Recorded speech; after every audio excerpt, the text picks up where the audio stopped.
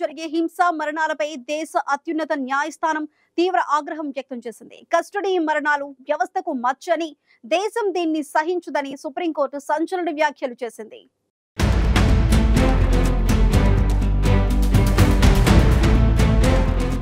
Police కస్టడీలో జరుగుతున్న హింస మరణాల అంశంపై సుప్రీంకోర్టు మరోసారి సంచలన వ్యాఖ్యలు చేసింది. కస్టడీలో హింస మరణాలు దేశ వ్యవస్థకి చీకటి మచ్చ అని, ప్రజాస్వామ్య దేశంలో ఇలాంటి అమానవీయ ఘటనలను ఏమాత్రం సహించేది లేదని సర్వోన్నత న్యాయస్థానం స్పష్టం చేసింది. పోలీస్ స్టేషన్లో సీసీటీవీ కెమెరాల ఏర్పాటు, వాటి నిర్వహణ సరిగ్గా లేకపోవడంపై సుమోటోగా స్వీకరించిన కేసును జస్టిస్ విక్రమ్ నాథ్, జస్టిస్ సందీప్ మెహతాల ధర్మాసనం విచారించింది. ఈ సందర్భంగా రాజస్థాన్లో కస్టడీ మరణాల పెరుగుదలపై కోర్టు తీవ్ర ఆందోళన వ్యక్తం చేసింది. రాజస్థాన్లో 2025లో మొదటి 8 నెలల్లోనే 11 మంది పోలీస్ కస్టడీలో ప్రాణాలు కోల్పోయారని, వీటిలో 7 ఘటనలు కేవలం ఉదయపూర్ డివిజన్లోనే జరిగాయని మీడియా కథనాలను కోర్టు ప్రస్తావించింది. కస్టడీ మరణాలు మానవ హక్కుల ఉల్లంఘనకు పరిగణించి వీటిని ఎవరూ సమర్థించలేరని సొలిసిటర్ జనరల్ తుషార్ మెహతా కోర్టుకు తెలిపారు.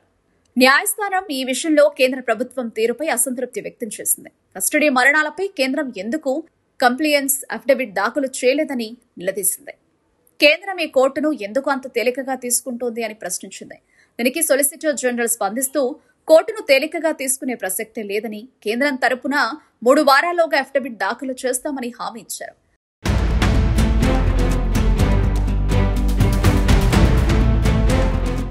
వాస్తవానికి 2018లోనే మానవ హక్కుల ఉల్లంఘనలో నియంత్రించేందుకు అన్ని పోలీస్ స్టేషన్లో సీసీటీవీ కెమెరాలను ఏర్పాటు చేయాలని సుప్రీంకోర్టు కీలక ఆదేశాలు జారీ చేసింది.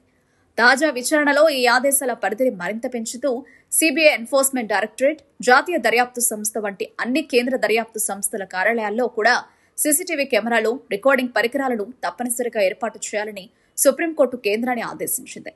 ఈ చర్యలు దర్యాప్తు సంస్థలలో పారదర్శకతను పెంచడానికి, హింసను అరికట్టడానికి ఉపయోగపడతాయని కోర్టు ఆశాభావం వ్యక్తం చేసింది. విచారణ సందర్భంగా అమెరికాలోని పోలీస్ స్టేషన్లు, జైళ్లలో జరిగే విషయాలను ప్రత్యక్ష ప్రసారం చేస్తున్న విషయాన్ని ధర్మాసనం గుర్తు చేసింది. దీనికి సొలిసిటర్ జనరల్ స్పందిస్తూ అమెరికాలో కొన్ని ప్రైవేట్ జైళ్లు దాదాపు రిసార్ట్ స్థాయి సౌకర్యాలను కూడా అందిస్తున్నాయని చెప్పారు. ఈ కేసులో ఇప్పటి వరకు కేంద్ర ప్రభుత్వం సహా మిగిలిన రాష్ట్రాలు, కేంద్ర పాలిత ప్రాంతాల నుంచి అఫిడవిట్లు దాఖలు కాలేదని సర్వోన్నత న్యాయస్థానం తన ఉత్తర్వుల్లో పేర్కొంది. కేవలం 11 రాష్ట్రాలు మాత్రమే సమ్మతి అఫిడవిట్ను దాఖలు చేశాయి.